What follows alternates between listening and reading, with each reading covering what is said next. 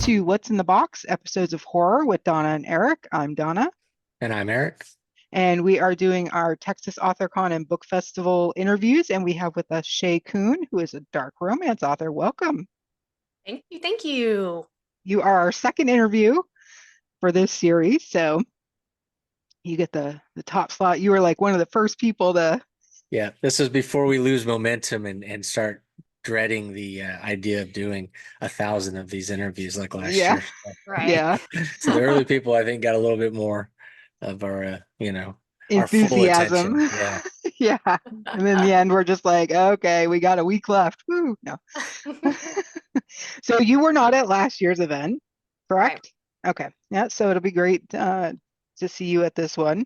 Yes. Um, I was talking with Merrill earlier. I did his interview earlier today, and he's very excited about this. It's just grown exponentially since the first one. Yeah, it's Um, amazing how big it's gotten in 3 years. It was yeah, just 14 people when we started. So Wow. yeah, yep. Nice. So for it to be the third year and it be as big as it is now, it's kind of crazy. Um, that's great. Congratulations. Yeah. So we have a couple of icebreaker questions because we are a horror-centric show. We do have a little fun horror questions. Okay. So the first one is Freddy, Michael, or Jason? Ah, I don't know. I've always had a soft spot for Freddy. yeah. I don't know why. I don't because technically Jason's probably the first I've ever seen. But I maybe because he's witty. So Mm, yeah. He has a more of personality you can kind of Yeah. get in tune with. Yeah, it's funny. When we started, all we asked was Jason versus Michael. And four of the first five guests would be like, well, if you had Freddie, I'd say Freddie. So then we yeah. added Freddie. Um, Mhm. but yeah, so he's very popular. He's usually, if it's not Freddie, then it goes Jason, Yes, which is my absolutely. choice. And then Michael's had, God, just a Barely. couple people. Yeah, Yeah. barely any. Yeah. Um, do you prefer werewolves or vampires? Depends on what book, but vampires. Yeah. Vampires? Yeah. Do you have a specific kind of vampire that you prefer? There seems to be a divide, between the pretty boy or the vampire like you would get in 30 Days of Night. Right. If you could find a happy median, because I definitely don't like the old glittery thing. But at the same time, I don't like the Buffy the Vampire either. You know, Mm, Hmm. I want them to have a little bit of sex appeal, but it's okay if they have like dark veins and red eyes and little, maybe little caveman brow, but yeah, well, So you just maybe an just Anne keep it a Rice little sexy, vampire. Yeah. huh? Leaning towards Anne Rice vampire kind of thing. Yes, yeah. yes. Anne Rice is she's my girl. She's When my you girl. when you when you describe that, the one that comes to my mind is from I think it's the second Blade movie, the Yes, vampire, the son. Hmm. He's the son of the vampire king, I guess to call him. The one that had the weird mouth, but he right, had like that little scar. He was kind of sexy, but he was kind of like, right. yeah, so Yeah, that's who I think of when you say that. yeah. I'm good with that. Yeah. Um, and do you have a favorite horror movie? Poltergeist, yeah. Oh, Poltergeist? Yeah. It's the and one so, that gives me the worst nightmares, but it's still my all-time favorite. and that's the one you had as a favorite as a kid too, right? Yes, yes. That's Yeah. the first scary movie I've ever seen, and I was 5. Yeah. Yeah, Who's that's a theme that runs through the show with everyone we talk to. We've all watched these movies at an inappropriate age, and Oh we've all yeah, been scarred, by one of them. I think I saw a Nightmare, when I was like 8, right. Friday the yeah. 13th too when I was 6 or 7. So There you yeah, go. those are the ones that The Now get you on rule the who's right was path, I'll let you watch it, but you cannot come crying to me when you which have that's is pretty funny though. nightmares. yeah. That was the Poltergeist is rule. PG too. So I mean that's the funny part is that's a PG movie because it's early 80s before they really started, PG-13 and all that stuff. So there's no way a movie like that would be PG today. I don't think. I think it would. No. They'd slap it with 13. Well, it's also the one that if you eat, if I see, sometimes if I even see rice, because I automatically go to the whole maggot scene, Mhm. Hmm. and I hate that word. Like if for some reason I see them, that's that and roaches will probably be the only time you will ever hear me scream like a girl. I will run, even though I know they can't get me and they're too slow to do anything. I will run because of Yeah. that whole scene. I'm Hey, just like, roaches are fast, man. them, Roaches. yes. Oh, them, Yeah. oh, forget about it. Forget about Yeah. it. But if I even see the little white fellas, I'm Yeah. just, oh. Yeah. So I got to ask you, since you're a Poltergeist fan, who scared you more, Tangina or the preacher guy? Oh, the preacher. Really? Because Tangina freaked me out the most as a kid, and I Hmm. don't know Oh why. man. And she Well, and was it kind of supposed to be freaked a my good person. yeah, well, it kind of freaked my mom out because when we went and saw it in the theater, because I was so obsessed with it, we went and saw number two in the theater. And when they showed the preacher guy, I was like, that's the one who took her in the first. She was like, how do you know that? It's just like, no. She's like, Yeah. you're It's creepy. it is very funny because I have I do Halloween decorations, and there's a little girl that lives across the street, a couple houses down, and she was like 6, and she was coming over and naming all the characters. I mean, I think when you're young, you just deep dive, you learn everything, you know all of the information. So Yeah. That's quality parenting of that child right there. yeah, Yeah. Now, we know you said that you are a fan of horror movies. Do you read a lot of horror or? I did there at the beginning. Obviously the classics, Stephen King, stuff like that. But really, I ended up veering more towards Anne Rice. Okay. Because as a kid, I wrote dark poetry. I know a kid where we have so much darkness, but I liked to write a lot of dark poetry. And so I started with Emily Dickinson, fell in love with her, and then I stumbled across Anne Rice, and I just the Stephen King's got put on the back burner, and yeah, I followed through with Anne. yeah. And a And lot of then people would argue that Anne Rice is one of the big names of horror, anyways. So I mean, you didn't really get too far from the genre. It's yeah, just you the can't really prettier call. version of it. Yeah, I mean, yeah, I don't know what are they classifying her, gothic, or I Maybe don't know what. gothic horror. Yeah, gothic horror. Okay, okay. Obviously, to me, being so desensitized, it's not horror to me, Yeah. but it's still yeah, it's yeah. I would lean more towards her, and then I Nice. go into I like the whole, as most women do, probably the true crime stuff like that. I was going to school to be a criminal behaviorist, Mhm. and that started messing with my head, so I had to get off that path. So But it gives you a lot of good ideas, I guess, for writing and things of that. it So does. It does. I learned a lot. What can be considered reasonably believable and what is just too far fetched. Yeah, Nice. Now, what's your favorite Anne Rice book, if you it's a could pick one? classic. Yeah, it's a classic. Interview with the Vampire. I still have my original, the first book that she ever like came out with that one. Um, but I don't know. The Queen of the Damned was awesome because I loved the female, even though she was still a villain. She was just so dang powerful and beautiful and sexy, and I liked that. And I think that also helped me with creating powerful women. None of my women are really, I guess, you hear a lot of anti-heroes and a lot of romance, dark romance especially. mhm. Well, I have anti-hero women too, because they start off never me, but they do start off where they end up being with their men, and they carry on the mafia legacy and even get into the hardcore, shootouts and stuff like that. So I think part of Queen of the Damned really helped shape me creating powerful women that don't take no guff. Because usually in romance, you'll see a lot of the women are very meek and mild, and oh, he's Mm. so handsome. I don't want to like him, but he's just so handsome. You're not going to find that in my books. Yeah, he's hot. I recognize that. I'll tell him he's hot, but I'm still going to kick you in the balls if you mess with me. And so, yeah. Nice. That's great. Yeah, I'm not a big fan of Anne Rice. Don't hate me. Um, I think I got through maybe 3/4 of Interview with the Vampire, and I couldn't. I did It is read her. definitely slow. Yeah, I did read her Claiming Beauty, which is a total different beast. Yes, yes. And so, and of course, at an inappropriate age, um, my mother had it, and she's like, "Oh yeah, if you want to read it, whatever, No big deal. no big deal, just yeah." And I'm like, "What is going on?" So is your fantasy, the stuff you write, is it paranormal, or is it dark in the way that it's just violent and kind of criminally Yeah, based?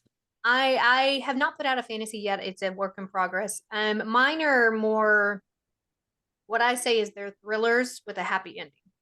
Okay. Oh, okay. There are some sexy scenes, um, but really I don't consider them, even though they end with a happy ending. I consider them more thrillers. Um,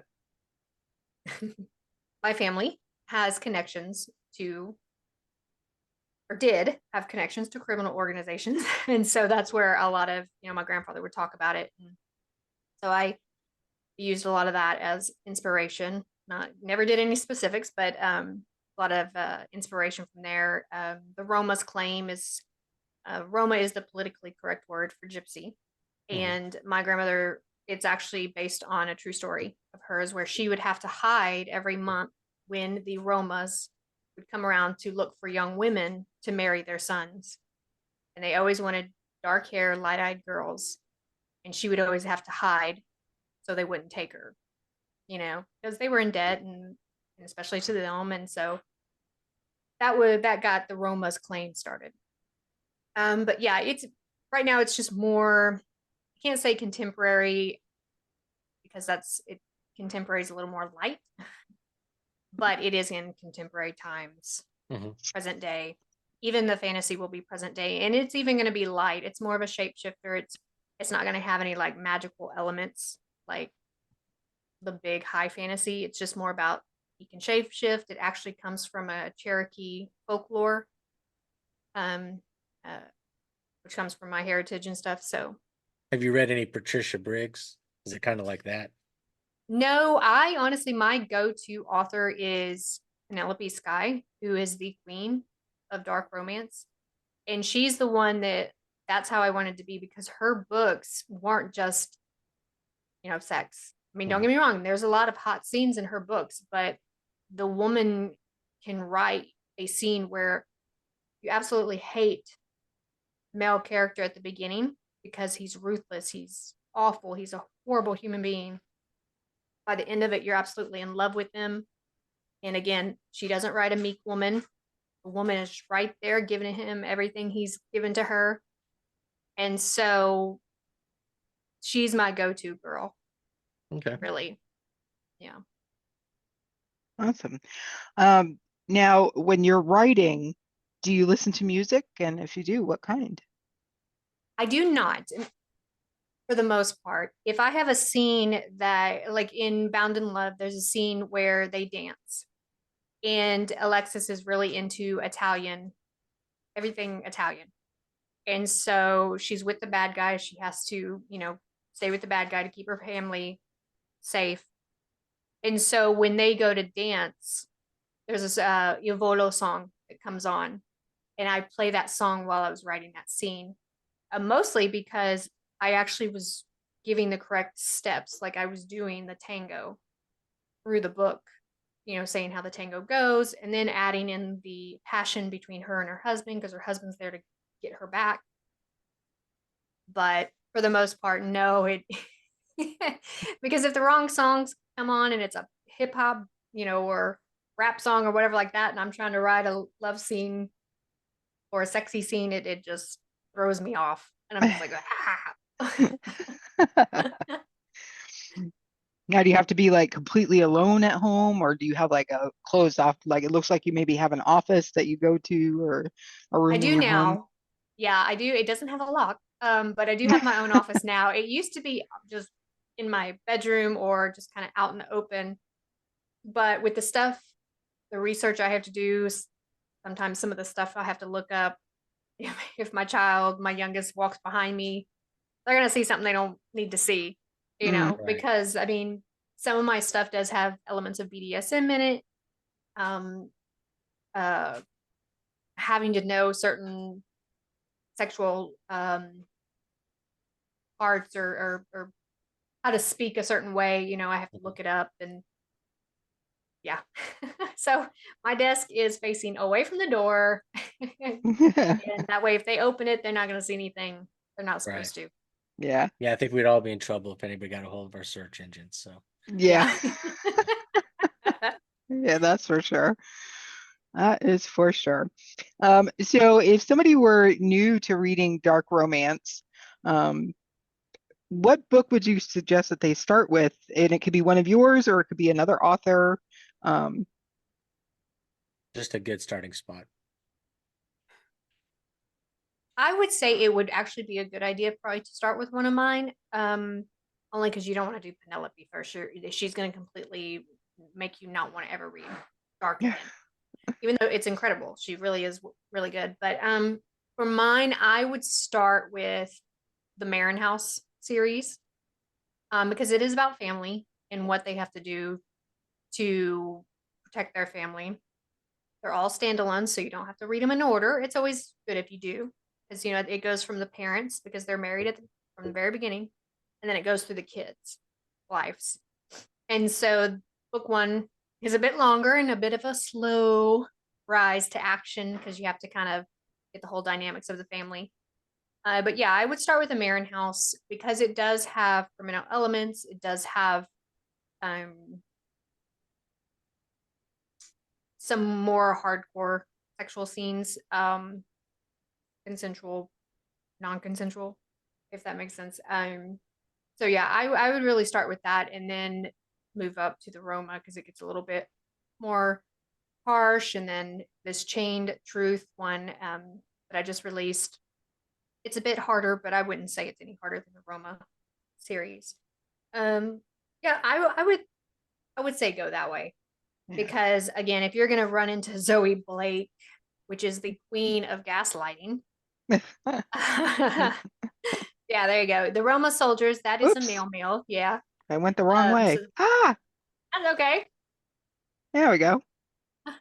Yeah, so this is Chain Truth. This is the one you said you just released.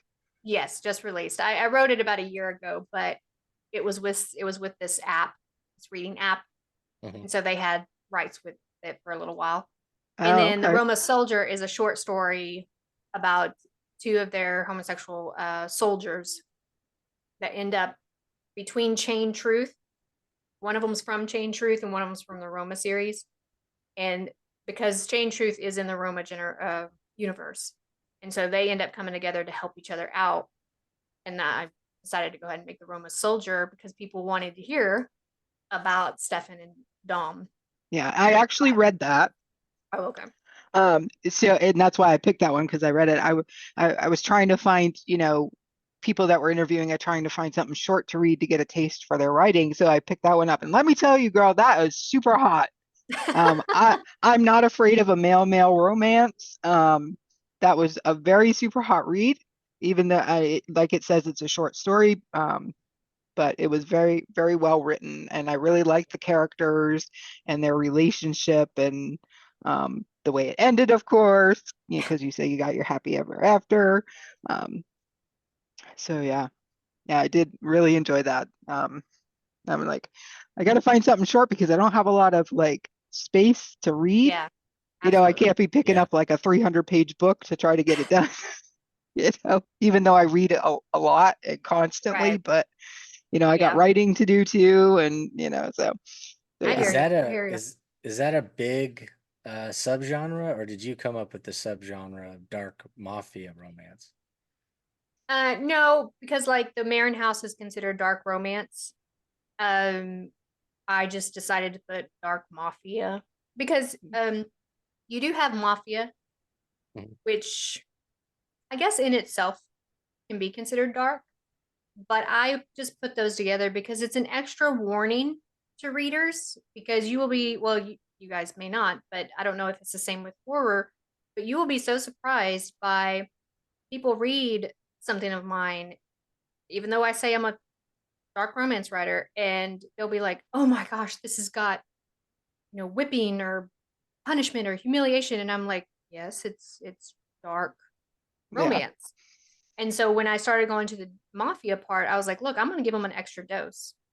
Mafia, there's going to be crime, probably Gun blood, violence. Yeah. violence, and then I'm going to add the dark. So you're going to know you're not going to like this guy Yeah. because he's Right. not going to be an upstanding guy." And so I just kind of added that extra element I to think it. it's clever. I think it's a good Yeah. idea. And also, like you said, it gives them a little bit more information without having to get, a whole bunch of stuff on the back or to have a big trigger warning at the beginning or whatever. Yeah. I'm not sure how it works with the romance stuff. I mean, even the dark romance stuff, I'm not sure if it's anything like what we deal with indie horror and all that stuff. So, It Yeah, depends on I how would like dark. to. I would definitely like to compare that because I'm curious about y'all, your readership's reaction, because sometimes it's just beating your head against a wall. Well, okay, how many triggers? You want me to do 2 pages of triggers? Yeah. We just can't do that, right. Yeah. you know? My stance is the genre is the trigger. You picked up a horror novel. It is what it is. So Yeah. Yeah. that's my stance. But I know there are other people that do like to sit down and write out a whole page or two of all the things that you might have. I think it ruins the story though. You don't need to know it's coming. That's part of the fun. Yeah. So Yeah. No. Now, did you do the cover for either of these yourself? Because I know you've been doing a lot of graphics for the Texas AuthorCon people. I've seen them in the group chats.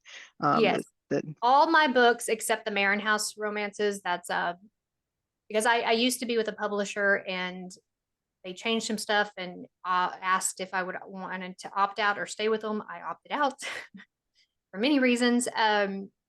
And so I kept their covers on the Marin House series, which that's 4 books, but everything else is mine. Yeah, nice. it's my graphics, my doing. very cool. Yeah, I really like that Chain Truth cover. Yeah. Thank you. It's very striking. Because me and Meryl were actually talking about what you've been doing, and I'm like, yeah, she's really good. And that's what made me think to ask you about if you had done the cover because, the Chain Truth one is, I could see that as a tattoo, Right, you know, right. it's beautiful. Thank you. Um, so yeah, I'll stop sharing here. But yeah, I really liked Roma Soldiers. I thought that was a fun little read. Um, Yeah, I read 90% horror, but I've been reading a lot of smut lately. It's hard to find good ones though, because you get, it is.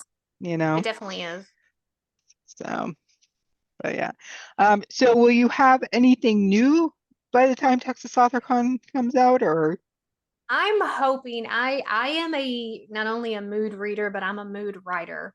hmm So if I'm not in the mood, I'm not gonna write. People tell me, well, just go put something on paper. I can't. I just can't. My mind does not work that way. And that's one of the reasons I started doing the book covers for free for other authors if they needed a book cover, because it helps me at least stay creative, Mhm. and stuff like that. Um, I am hoping to have Archer out, which it's female assassin, and so it's kind of a dark romance meets John Wick kind of situation. nice. And we have a little twist on the male. This time, it's not some Italian or some good old boy or anything like that. He's actually a descendant of the Sioux Nation, and so I going a little bit slower on that one because I do want to get the accuracy Mhm. of the heritage correct. While at the same time he kind of puts that away because he was shunned by his people, his tribe, for becoming an assassin, and it got his mother killed in the process and stuff like that. So, but at the same time, again, I'm Cherokee, so I'm not too familiar with Sioux. I've dedicated to my Cherokee Nation, and so it's interesting. But I also have to catch myself. Wait, am I pulling in my nation, or am I staying true to Sioux? And so I have Mhm. to be careful with that because I have seen myself mix them, and I'm like, whoa, that's new. So I definitely don't want to offend any cultural aspects or, nation aspects or anything like that. But I am hoping to have that out. And I'm far along in my fantasy, but I don't know if I'll be quite that far. The good thing with me doing my own covers is because those are done. Right. So when I'm done and I format my own books and I help, I have my own publishing company, so I know how to do all this stuff. So when I get that last word on there, I send it to a couple of my editors. They read through it, and we just got to get it through. So it's all on me at this at this point. I just got to get it on paper. Right. Got to get it on the paper. So hopefully I phrased this question right. I just want to, just for curiosity's sake. So you're Cherokee, you say, right? You Right. said, okay. So is there a reason why you chose to make your male character Sioux versus Cherokee? There was a certain fable. I think it was no, that was the fantasy. There was a certain, I don't want to say rule. What would you say, a stigma or whatever, that he ends up crossing the line, and it was specific. From what I understand, it was specific to the Sioux Nation. And I'm sorry, I can't be more because I No, may that's give some fine. stuff away. But it That's was a fine. stigma like hardcore with the Sioux Nation, and because it worked so well with where I was trying to go with the book and with her being a female assassin, that it worked well. It Sure. worked well. Their beliefs, their traditions, their different rituals and stuff like that are going to end up playing in the book. And I just felt, no offense to mine, but I felt their rituals were so much suited to the drama of. I love when kids get new cars. Uh, they love to race down my street. Um, just it works for the drama that's going to be in the book.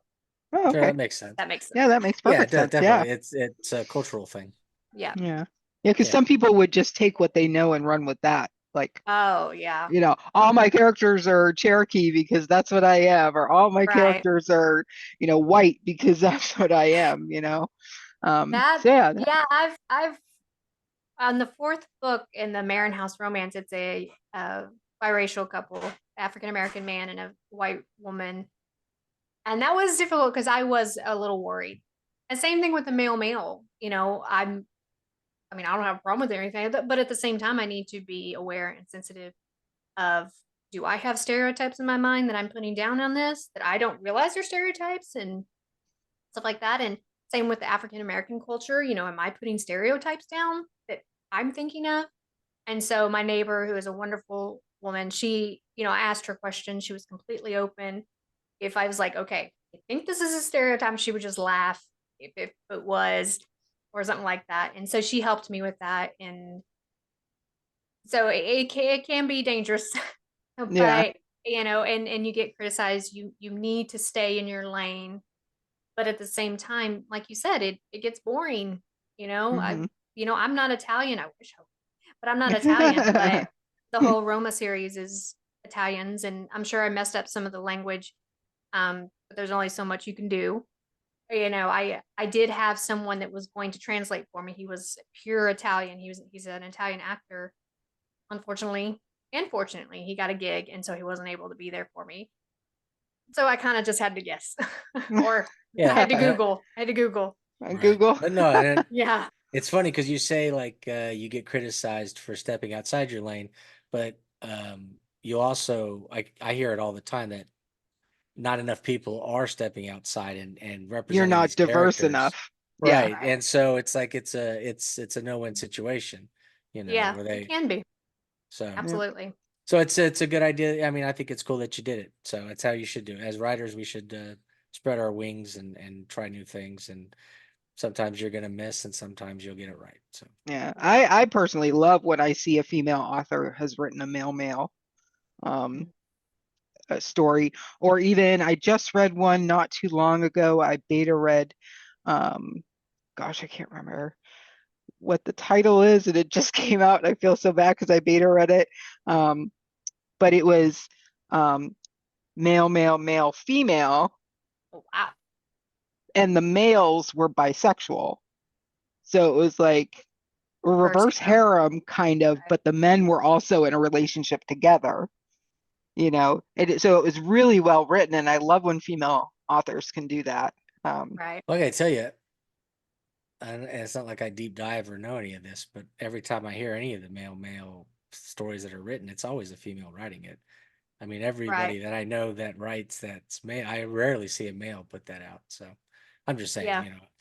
we know because we know some characters, some writers that are gay that you would Yeah. think that they would have more male characters, but you don't ever see it. yeah. Well, and with that one, I did consult with the gay man because I didn't.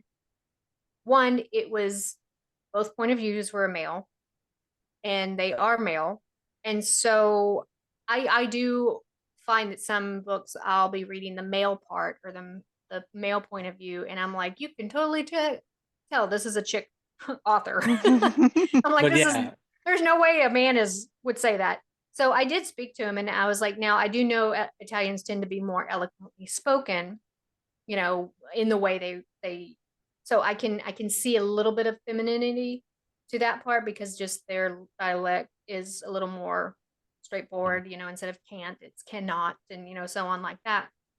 But at the same time I told him, I was like, look, I don't want to, girl this up, how how as a, homosexual man. And he was the type that honestly you would have no idea. He was I guess what they a top I don't know what he calls himself. That's what he calls himself, not me. That's not what I'm saying. He's not your stereotypical. And that's what I want because that's what Stefan and Dom were. You would never know. They were proud and they didn't hide it, which is awesome. But you at the same time would not automatically assume. Yeah. And so yeah, I had to speak with him. I was like, I don't want to sound like a woman speaking for two men, two men in love. What do you guys feel when you're, aroused or in love? I mean, what do you feel? Is it different? Is it the same? Is it, I'm big on not offending. Yeah. Yeah. Now I I'll get that. offend you with how dark it is. I just don't want to Right. offend who you are as a person. Yeah. Right. I get that. But no, but back to your point, Donna, though, is that yeah, it's really good when a female writer can capture that dynamic. I just Yeah, thought it was odd that we never see, or I never see, because I'm not reading a ton of that stuff that you never hear any of our male friends. And maybe it's a horror thing. Maybe it's because all of our friends are horror writers. Maybe that's just not a big subject in the horror genre. So well, I was Yeah. gonna ask, is it the same with horror? Can you tell when it's a female writing a male role? Do y'all have that problem sometimes?